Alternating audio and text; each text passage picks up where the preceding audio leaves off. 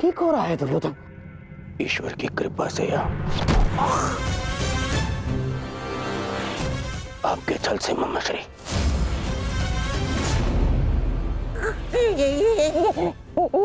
क्या कर रहे हो ये?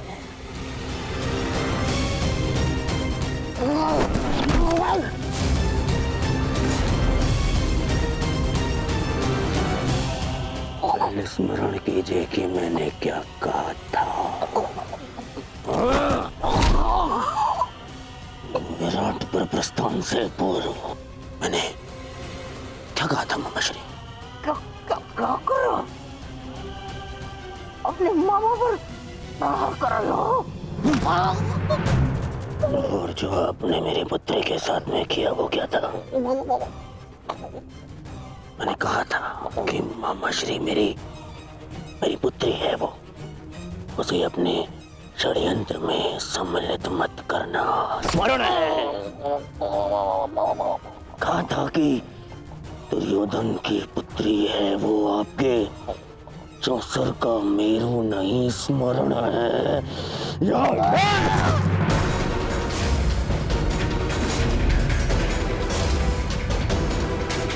छल किया आपने मेरे साथ। अब स्वीकार कीजिए, स्वीकार करिए सत्य को कि आप कभी लक्ष्मणा का विवाह उत्तर से कराना ही नहीं चाहते थे। स्वीकार कीजिए कि आप लक्ष्मणा को यहाँ लाए ही थे ताकि आप उसका विवाह राम के साथ कराने की योजना बना सके। जो कुछ हुआ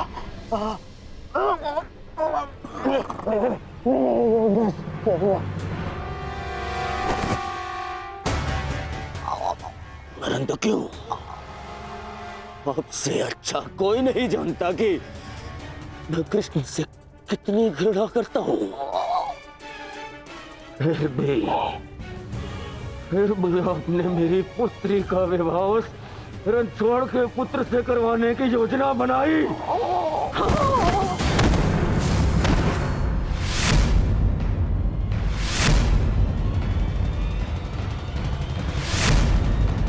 तुम्हारे भलाई के लिए, हस्तिनापुर के भविष्य के लिए, हमारी बच्ची लक्ष्मणा की प्रसन्नता के लिए किया मैंने।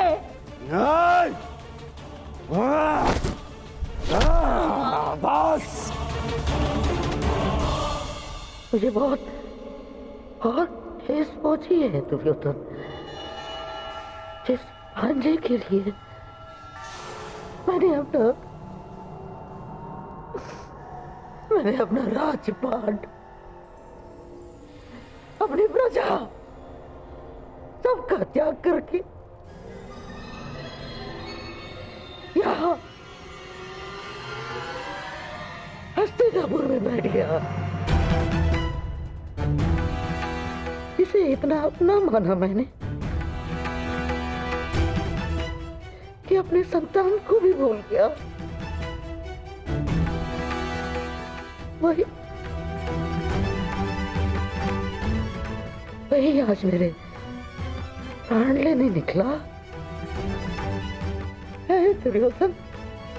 मैंने ये सब इसलिए किया कि होने वाले महायुद्ध में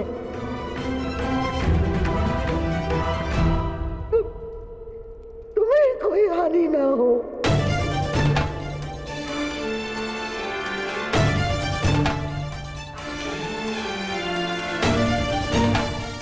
ऐसे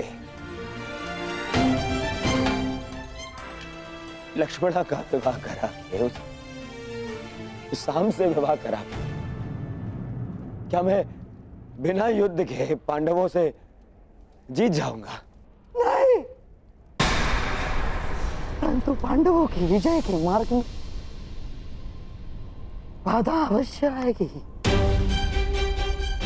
बाधा अवश्य आएगी।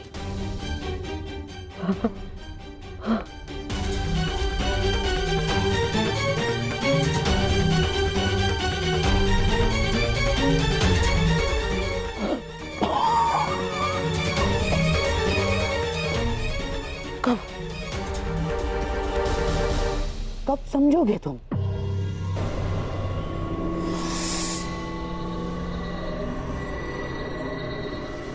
यदि यदि मैं ये ना करता तो कोई और करता, और लक्ष्मणा शाम की ही होकर रहती, क्योंकि शाम को उससे प्रेम है। यदि इस एक विवाह के कारण हमारे बच्चे लक्ष्मणा के जीवन में आनंद और तुम्हारे चरणों में विजय, तो क्या बुराई है? यदि मेरे भांजे और नातिन का भविष्य इस एक विवाह के कारण सुरक्षित है तो क्यों नहीं? देखा ना तुमने, वासुदेव यदि हमारा साथ नहीं देंगे तो उन पांडवों का भी नहीं।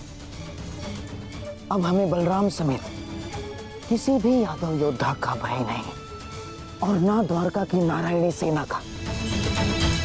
दुर्योधन, अब इस युद्ध में हस्तिनापुर की विजय निश्चित है तो केवल इस विवाह के कारण।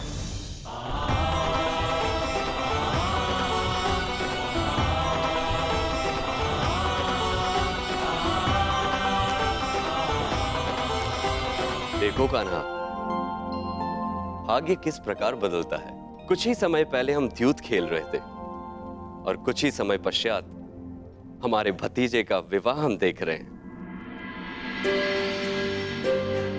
अरे, इन सब में तो हमें स्मरण ही नहीं रहा कि हमारा द्यूत अभी भी अपूर्ण है। माना कि मैं विजय के निकट हूं, परंतु प्रयास करोगे तो तुम अभी भी जीत सकते हो।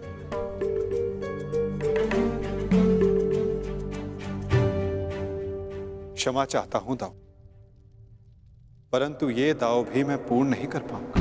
क्यों? क्या हुआ? चूंकि महायुद्ध की भांति हमारे दाव की स्थिति भी विकट है, और विकट स्थिति में भाग नहीं लेना चाहिए। इसका आदेश आपने ही मुझे दिया है ना दाऊ?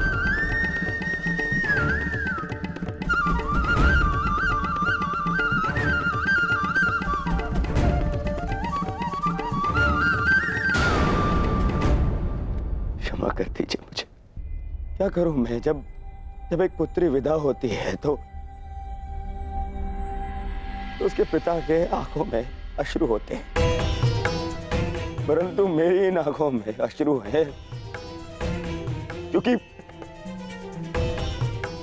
मुझे मेरे शत्रु के समक्ष झुकना पड़ा।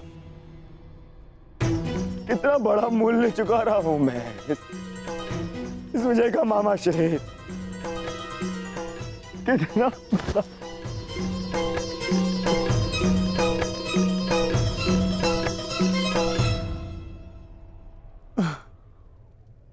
संसार में ऐसा कुछ भी नहीं दुर्योधन जो बिना मूल्य चुकाए मिल जाए। जीवन का मूल्य चुकाना पड़ता है, भोजन का मूल्य चुकाना पड़ता है। ठीक उसी बात है, पराजय और विजय का भी मूल्य चुकाना पड़ता है दुर्योधन। और अब ये जो युद्ध होने वाला है, ये केवल युद्ध नहीं है, महायज्ञ है। ये महायज्ञ, इसमें बड़ी बड़ी आहुतियां देनी पड़ेंगी दुर्योधन। हम पांडवों से उनकी पराजय का मूल्य वसूलेंगे, अवश्य वसूलेंगे।